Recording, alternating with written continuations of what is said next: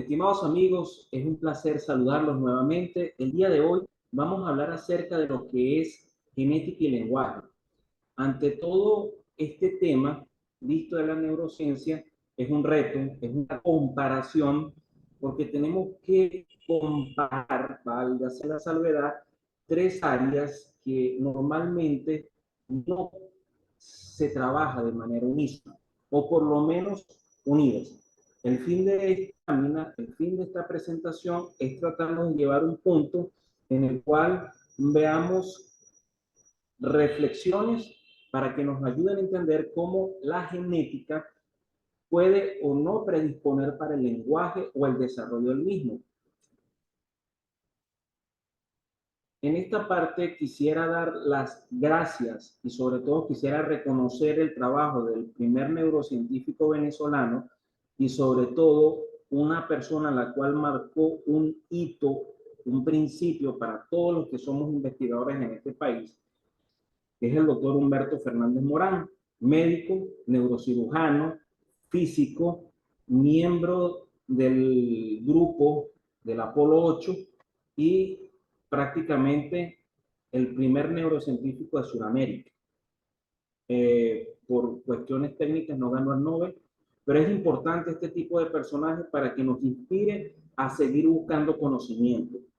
Gracias a él y gracias a todos ustedes que están escuchando esta presentación.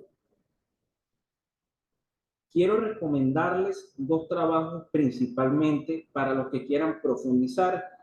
Es acerca de cómo nos podemos acercar a lo que es genética y lenguaje desde el punto de vista científico y desde el punto de vista psicológico.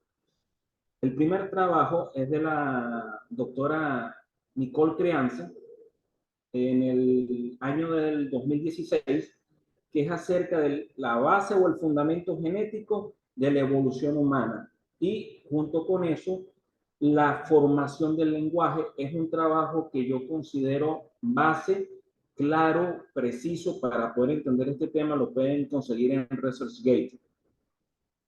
Y la teoría sociocultural de Lev Vygotsky, que es un médico, perdón, un psicólogo bastante prominente y que se encargó mucho de estudiar el proceso de formación del lenguaje y del intelecto.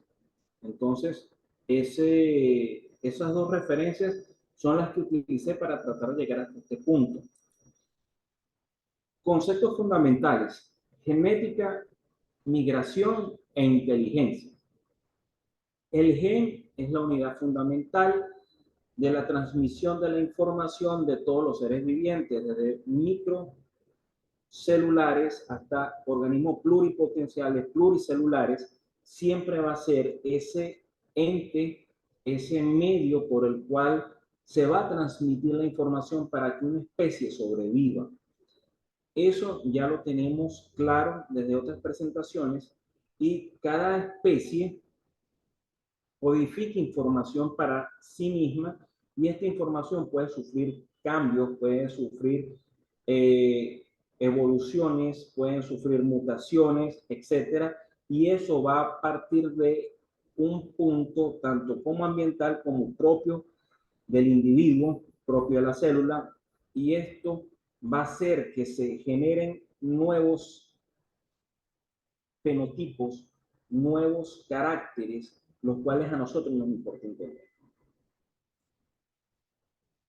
Un concepto fundamental es que desde el origen de la especie humana en el centro de África y posteriormente su migración hacia lo que sería el continente indoeuropeo y posteriormente hacia lo que es Alemania, Francia, España y posteriormente Siberia, luego la India y pasando por un casquete polar, llegando a las Américas, al norte y bajando después a Sudamérica. Estas migraciones que podemos tener acá es importante y este es un concepto fundamental y eso es una pregunta casi obligada en cualquiera de estos temas, es que las migraciones van a jugar un papel fundamental para el desarrollo de las lenguas y para el desarrollo de los sistemas de comunicación. El concepto que aquí les doy es sumamente claro, preciso, y es una combinación de todo lo que pude conseguir. La migración de una especie es el desplazamiento de un grupo de individuos que realiza búsqueda de condiciones favorables para su desarrollo. Esto trae consigo variaciones en el material genético, por supuesto. Y también es importante, las migraciones traen consigo derivaciones del lenguaje. Uno de los puntos fundamentales, cada grupo humano va a desarrollar un lenguaje, un constructo, y ese constructo lo va a identificar o le va a dar ciertas características. Entonces, ese hecho que estamos narrando va a ser el punto de partida para entender que las diferentes lenguas, ya sea las de familia indoeuropea, las de familia latina, romance, así como las lenguas africanas, que son extensas, y las del Pacífico, junto con las lenguas propias del continente americano, ninguna tiene una similitud 100% de sí misma, sino que cada grupo humano va desarrollando características propias, fonemas, que son unidades estructurales del sonido, y cada grupo se va a identificar. Y viene la pregunta más importante, ¿esto va a generar consigo algún cambio genético? Ahorita en las siguientes láminas vamos a seguir presentando y vamos a seguir dando luces de este tema. Concepto importante, ¿qué es la inteligencia?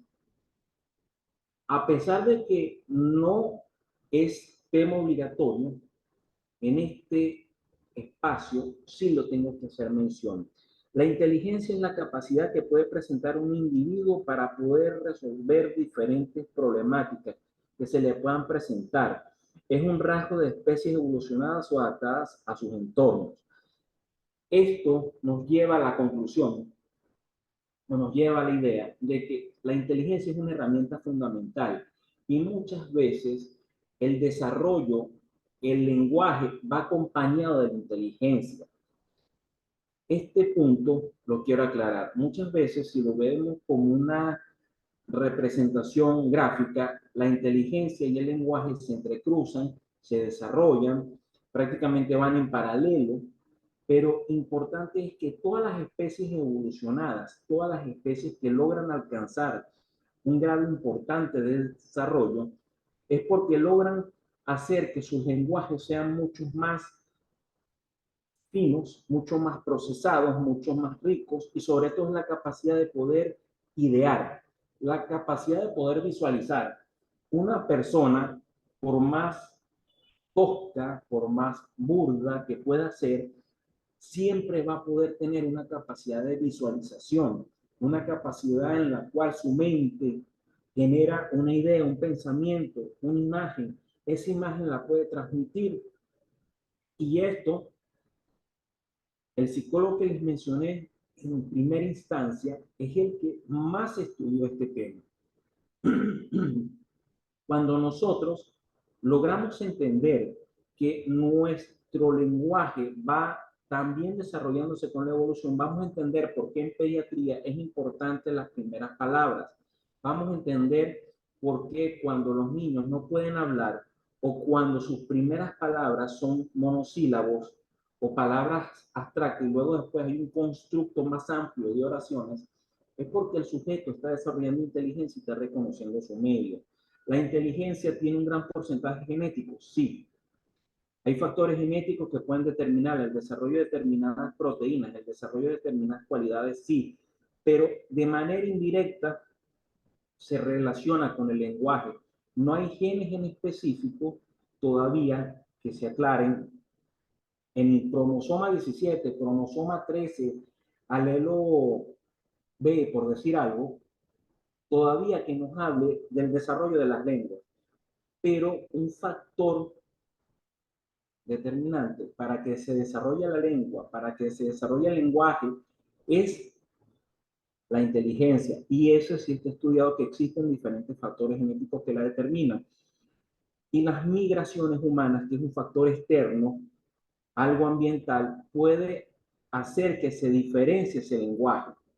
Entonces, repito, la genética y la inteligencia sí pueden ir de la mano. Las migraciones inciden en los grupos humanos, pero no necesariamente las migraciones pueden incidir en el material genético para que se desarrolle el lenguaje. Genética y especie. Los genes pueden cambiar su manifestación. Esto lo hemos visto en diferentes ocasiones, que es el fenotipo. Diferentes condiciones ambientales pueden hacer que un gen se exprese o no. Eso está más que evidente. Y si eso ocurre, cuando un grupo humano, por decir algo, migra de África al sureste asiático, va a haber un gran cambio, porque no es lo mismo los desiertos de África a los monzones de China, por decir algo. Entonces va a haber una manifestación o no manifestación de ciertos genes. No se ha demostrado que las poblaciones con el mismo origen genético comparten la misma lengua. Un ejemplo de esto es gran parte de los nativos americanos, ya sea de Norteamérica, Centroamérica y Suramérica, tienen una raíz, un grupo de genes pertenecientes a la etnia mongoloide, los ojos rasgados, por decir algo. Pero ninguno comparte el mismo lenguaje. Ese es el punto al cual lo quiero llevar. No se comparten ningún fonema de la misma orden. En cambio, de repente, si nosotros vemos los grupos de germanos, los grupos hindúes, vamos a ver que hay algo o ciertos fonemas que se parecen, porque ellos pertenecen a un conjunto de etnias que se llaman indoeuropeas. Las indoeuropeas tienen fonemas con el sánscrito. ¿Qué quiero decir? No siempre nuestro material genético va a determinar la formación de nuestro lenguaje. Esto lo va a determinar mucho las migraciones. Esto es casi una pregunta de examen si se relaciona de manera directa. Otro ejemplo es que todas las lenguas poseen fonemas similares y otros propios, pero no van de la mano con la genética, que es lo que les he querido decir hasta ahora. Generalmente, cuando migra un grupo humano, se desarrolla una comunicación, y esta comunicación, a medida que se aísla el grupo, va a ser más individual. Es el ejemplo de que tú no tienes al vecino para que te corrija, que dijiste algo mal. Aquí va a suceder algo similar. En la siguiente lámina, en la inteligencia y el lenguaje, vamos a poder entender con claridad, o por lo menos con la mayor claridad que les quise exponer, es que la inteligencia y el lenguaje cruzan su desarrollo si son proporcionales, o por lo menos si hay una correlación genética. La especie con capacidad de una mayor visualización habla mucho mejor, eso es correcto.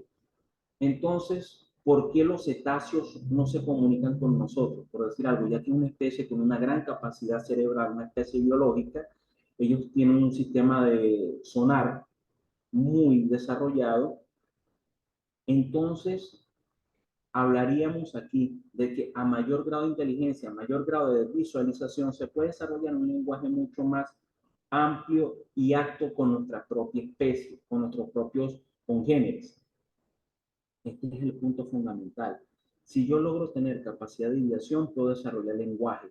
Y esa capacidad de ideación, como hemos visto, la da el lóbulo prefrontal, la da el área occipital, diferentes áreas cerebrales que intervienen para formar la imagen. A mayor dominio y capacidad de expresión, mejores rasgos evolutivos. Esto es algo que es sumamente interesante. ¿Qué nos diferencia a nosotros del hombre del neandertal, de las otras especies que nos antecedieron en homínidos?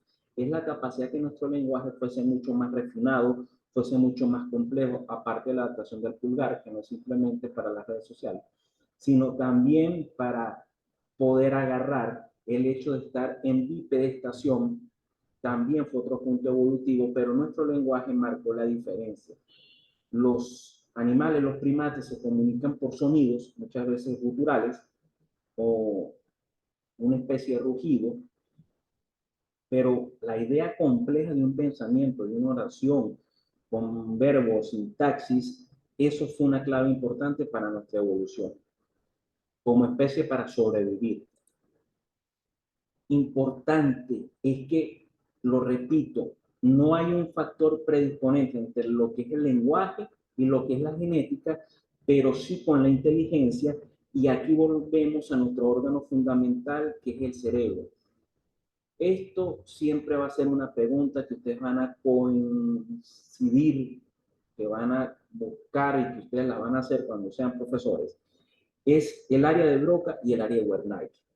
Si nuestro cerebro viene en nuestra información genética, es importante saber, y esta es la clave de todo lo que vendría a ser los accidentes cerebrovasculares, porque hay afasia o la incapacidad para hablar o la incapacidad para expresarse, y los diferentes tipos de afasia que hay, es sabiendo que en el cerebro tenemos zonas muy específicas, como el área Wernicke, que participa en la comprensión del lenguaje, decodifica las palabras y conceptos para que los entendamos.